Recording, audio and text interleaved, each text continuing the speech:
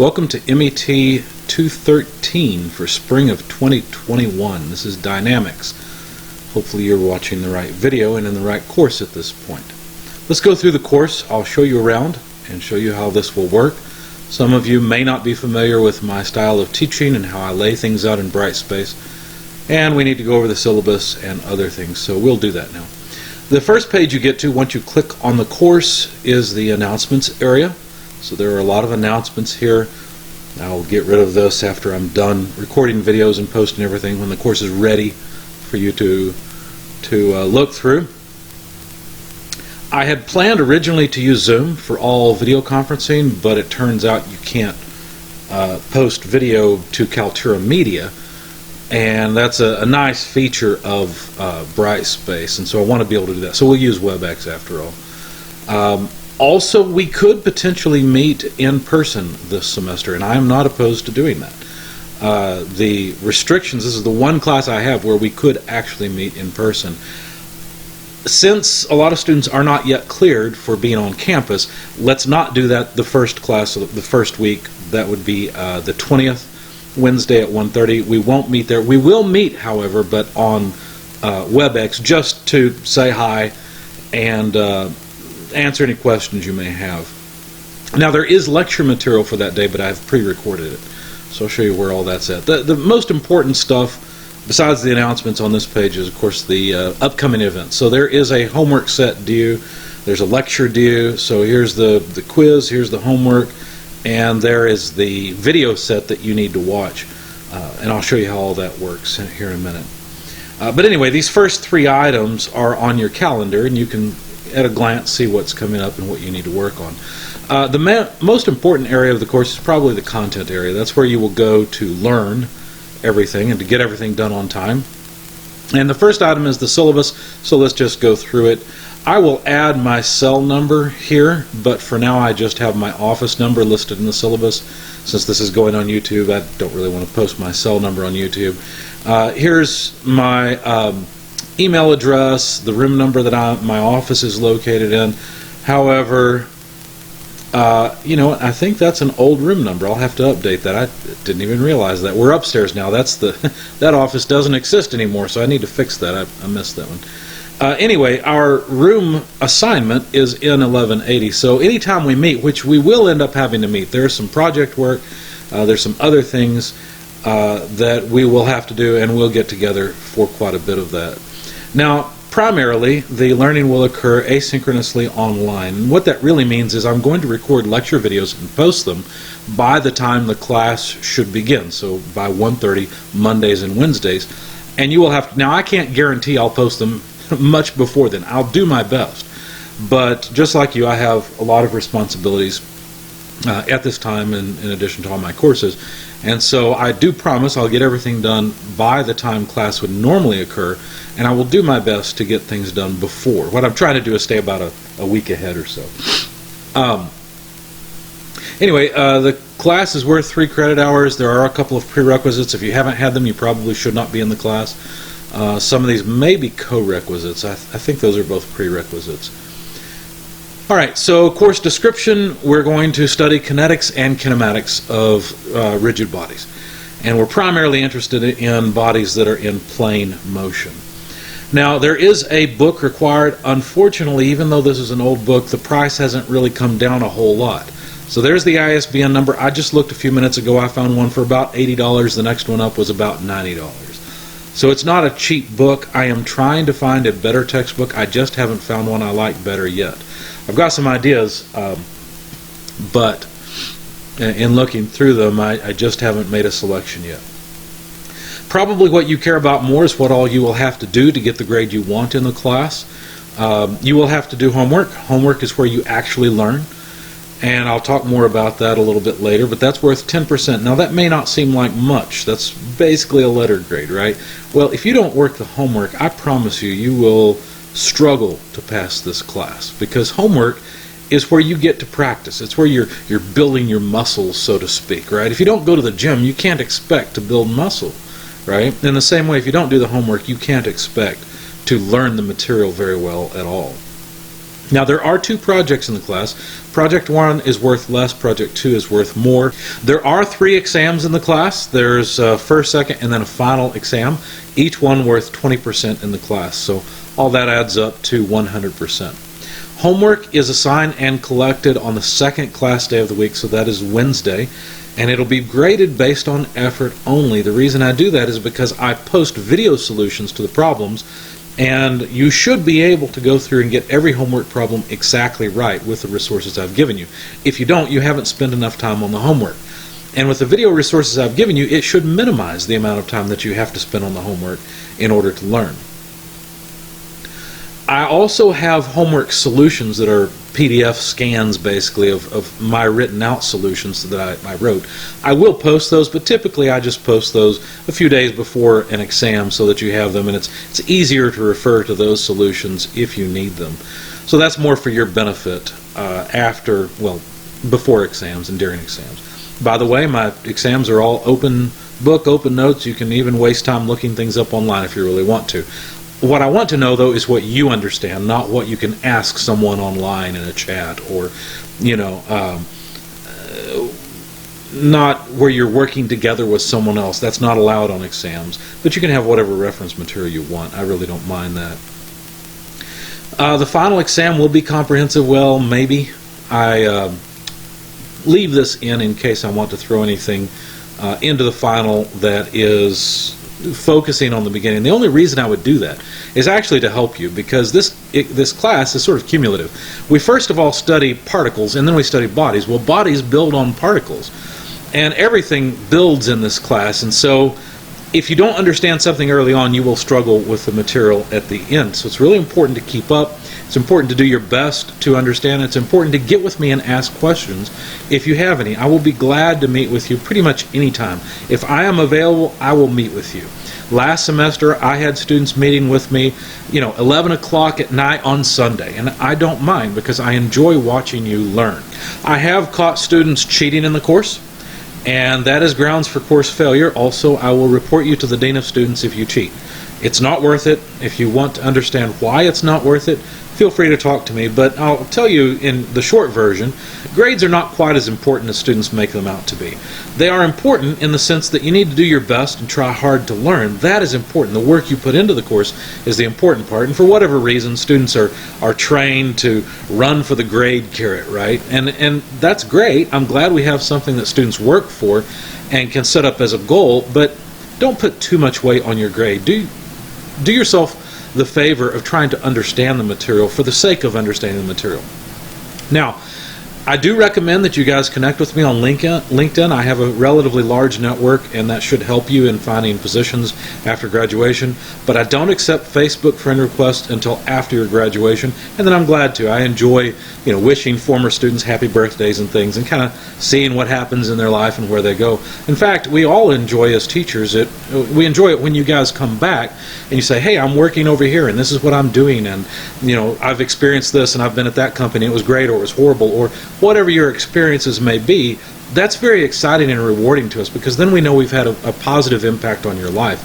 Since this is maybe the first class you've had with me, I will also mention that I do a lot of work, obviously, in teaching classes, but I also help students with their resumes. So if you need help with your resume, please don't hesitate to contact me. I have a method that will help you write a resume that you will be happy with, regardless of where your experience level happens to be right now. So feel free to contact me about that if you wish. Course learning outcomes and objectives, I have those posted on the Brightspace course website.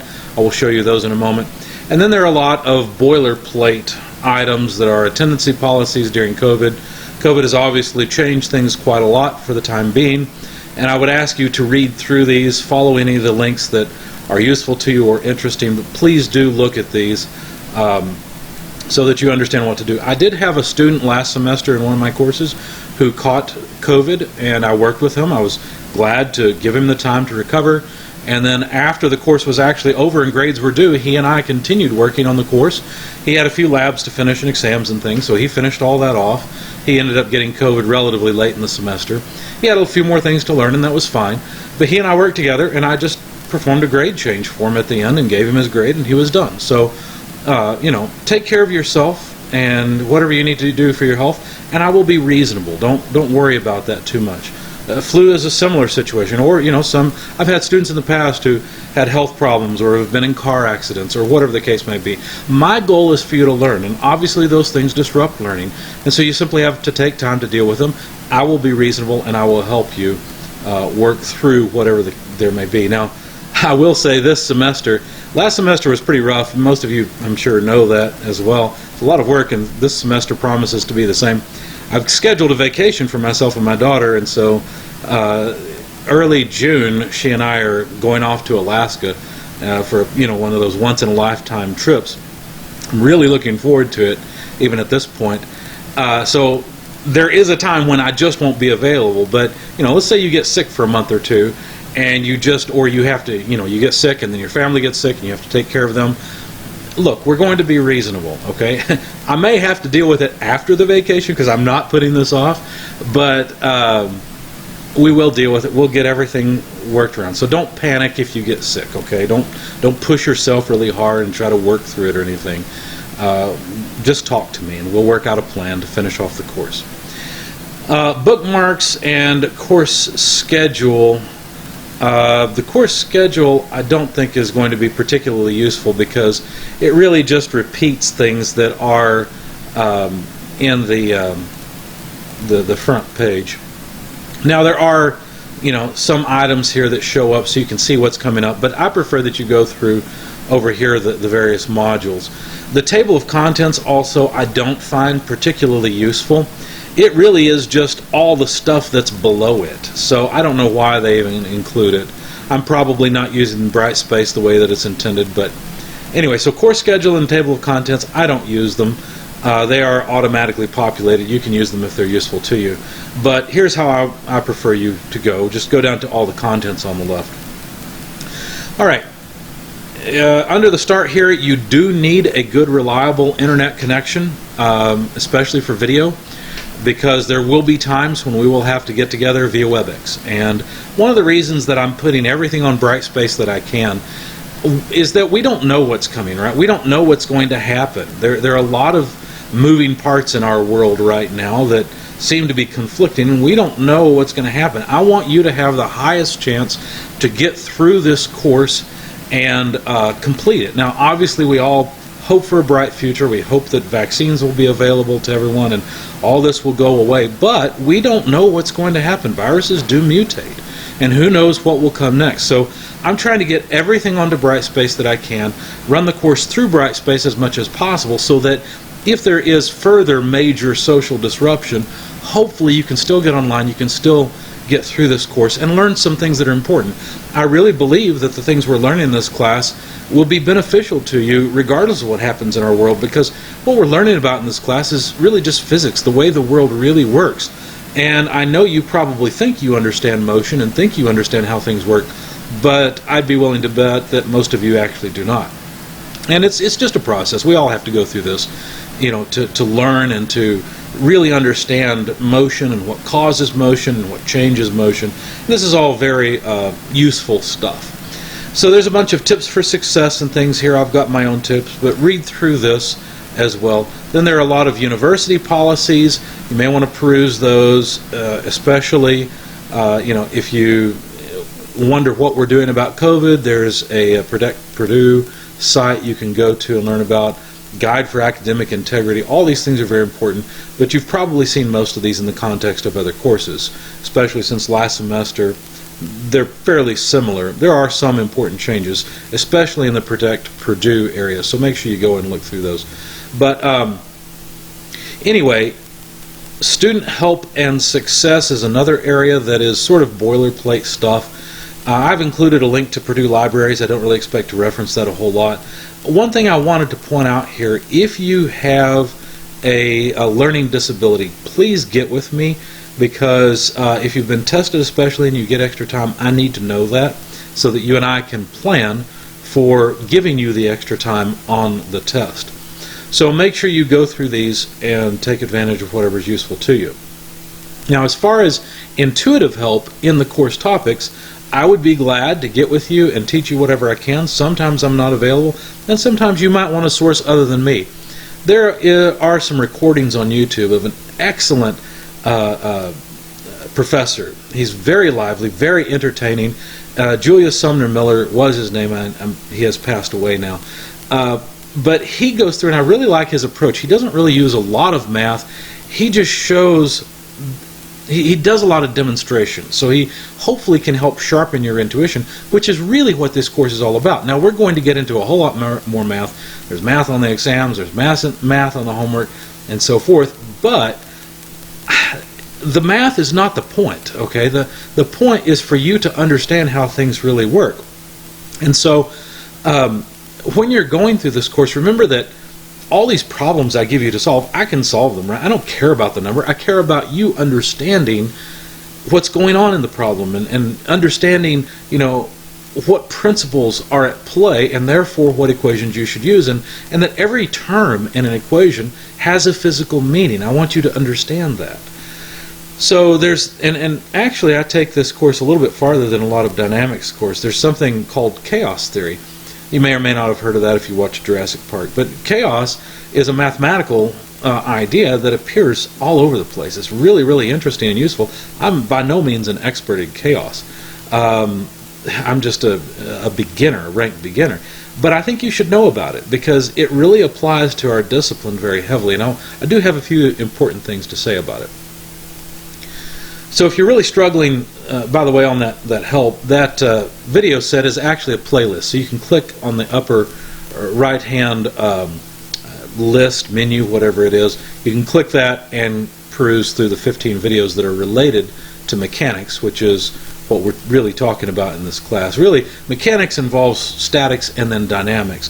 And you should have already had a statics class. If you haven't, I don't think you should be in this class.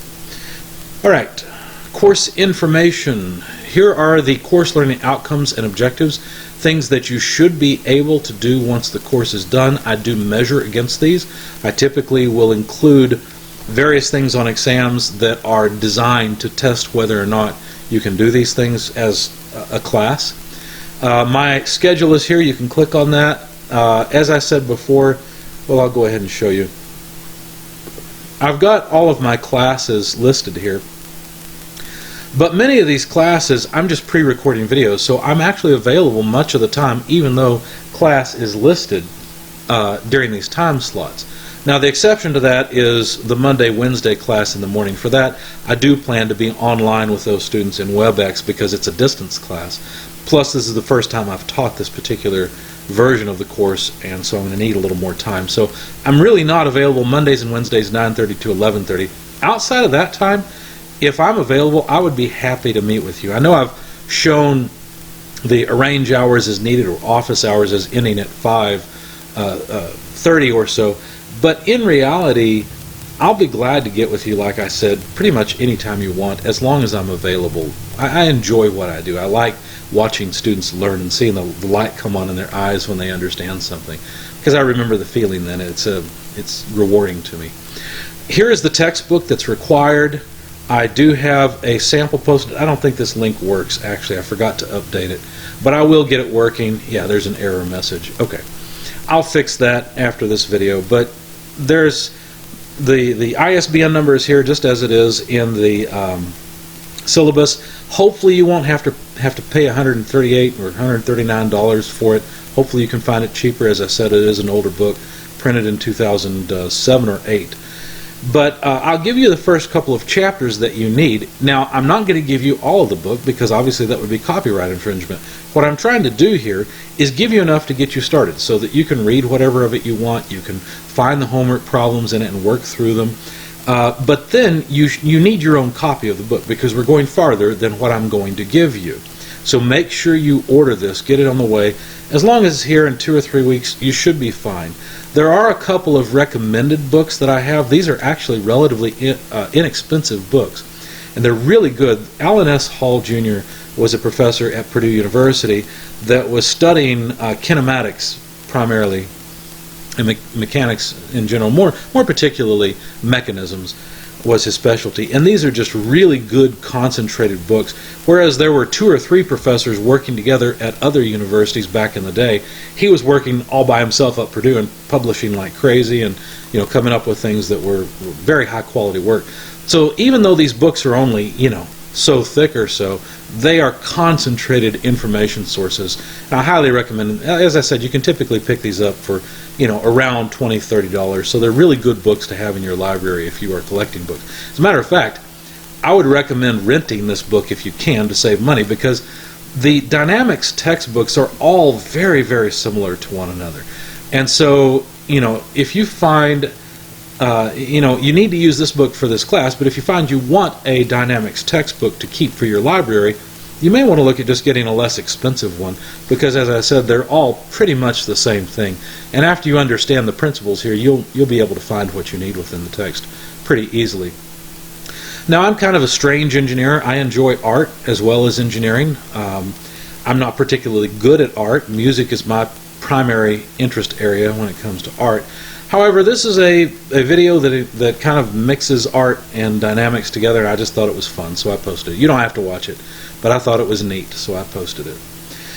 Now, the primary area that you will be interested in are all of the learning modules, and I've turned on the first learning module so that you can see it. Now, it says Chapter 11. You might say, well, you mean we're getting rid of 10 chapters? Well, no, the way authors usually do this is they'll write a statics and a dynamics book in a 2-volume set. So for this author, for example, chapters 1 through 10 are the first volume, chapters 11, etc. are the second volume. That's why the book begins in chapter 11.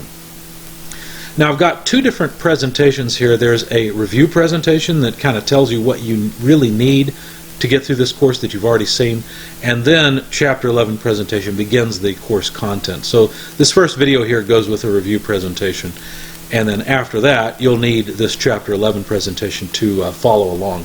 And I do recommend you do that. As you're watching the videos where I'm describing the principles in the class and explaining how this works, you should have the presentation up as well.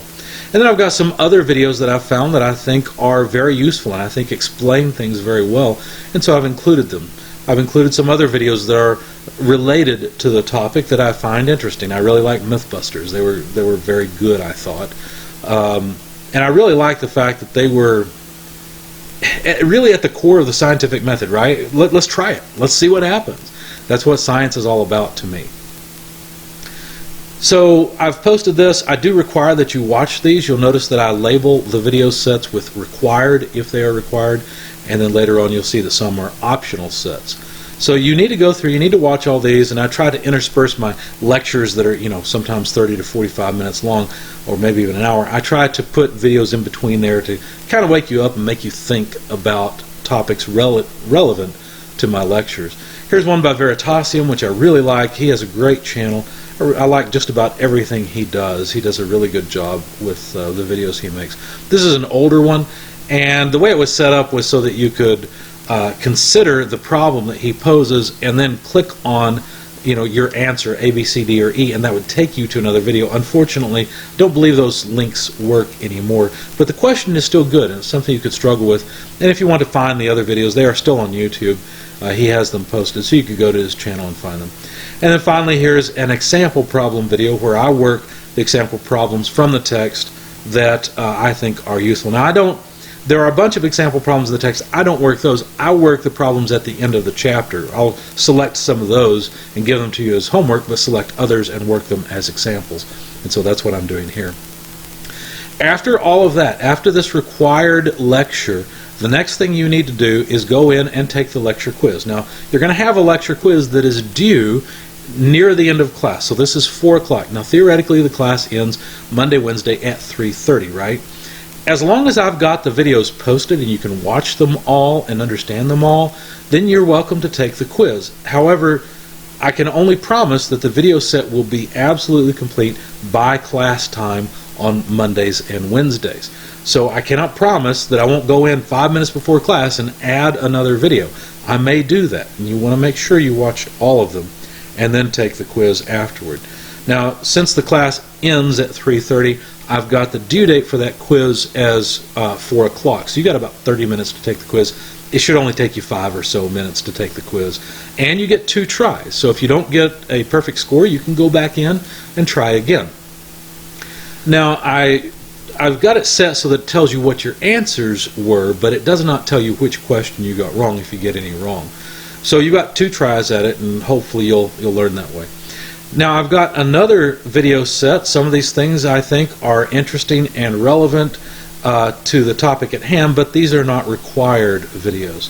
So these you should watch if you have time. Here's our first homework assignment. Chapter 11, Part A. There's a Part B for Chapter 11 because each one of these chapters are fairly large, and what you'll notice is that instead of having a new learning module each week, often we will spend more than 1 week in a chapter or in a learning module. I try to break up the learning modules by chapter so that matches. And then you'll notice that I have solutions here. Now, sometimes if there's a very relevant video to one of the homework problems, I will include it. Here's a Mythbusters video that's particularly relevant to problem 1124, which is a assigned problem for you. So I've included it. You don't have to watch that one if you don't want to, but I think it makes the problem more interesting. And you get to see the real world matching with, the theoretical world.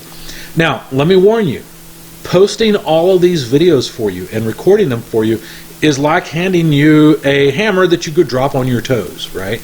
Because when you're trying to work this homework set that I have assigned to you, I've given it to you because you need to do the work. You need to build your capability in solving these problems, because if you don't do that on homework, when you get to the exam, you don't have much of a chance at solving the exam. So be careful with using these videos. Here's what I recommend. Sit down, decide how much time you're going to spend on the homework. Maybe it's 2, 3, 4 hours, whatever time you have. 15 minutes is probably not enough. Honestly, an hour is probably not enough. I would recommend at minimum set aside 2 hours for a homework set, and probably more like 4 across 2 separate days. Okay, it's up to you how much time you spend, but here's what you need to do. Try the problem first. Copy down what's given, right? Try to figure out how you're going to approach the problem and approach it. Just do whatever you can, and when you get stuck, set a timer for a minute, 5 minutes, whatever you think is reasonable. And if you're still stuck at the end of that timer going off, then go down and start watching the video that is the solution for the problem you're on. That way you can begin to see how I am approaching the problem and how I'm thinking about that problem. All these things are very important and useful for you to know. So don't go to Chegg. Chegg just shows you, okay, take this equation, plug in these numbers, and you're done. That doesn't tell you enough. You need to understand what's going on physically and how the terms in the equation relate to the real world, and that's what I try to give you. So start watching my video, and as soon as you see me go a different way than you went, or you go, oh yeah, that's right, he said this, I remember that in the lecture, he's using it here, now I understand how to proceed with my problem. In that case, pause the video, go back to the problem, and keep working on it and see if you can get through it then, okay? That way you're doing the lifting and you're not letting me do the lift for you. It's kind of like I'm your spotter in weightlifting.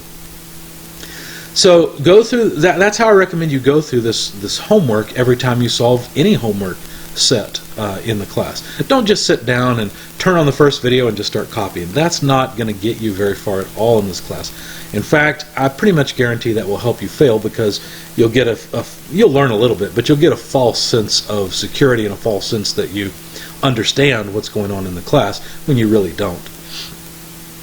The other homework set is already posted here. It obviously has a different due date, and the solution to it is posted as well. And what I've described to you about solving the homework in the class applies to all the homework sets. As a matter of fact, I've got an area over here where all the homework is already listed out along with due dates. Now those due dates may get shuffled around a little bit, but and I need to check my solutions on problem number 52 and 57 here, but those are just notes for me. So you can see what's going on here if you don't know where a homework set is. Eventually, once we have more and more learning modules like this, you probably don't want to dig through all of them to find a particular homework or a particular homework solution. So you can go and you can find all of them here. Also, I will be posting all of the homework solutions here as well, which are PDF versions of the homework solution, but that's usually used before a test. So I'll post all these here, and you can go find all the homework solutions in one place before exams. So that's it. There will be some other things I'll turn on. For example, a project area. There will be more learning modules that I will turn on as I complete them. What I'm doing is updating the course from Blackboard to Brightspace. So I've imported everything, but there's still a lot of work to rearrange things, and I don't like turning on everything at once because it's just information overload. I prefer to turn things on as you need them and are expected to work on them. So if you have any problems, please do get with me. I'll be glad to talk to you about any problem you have. Let's have a good semester. I really look forward to it.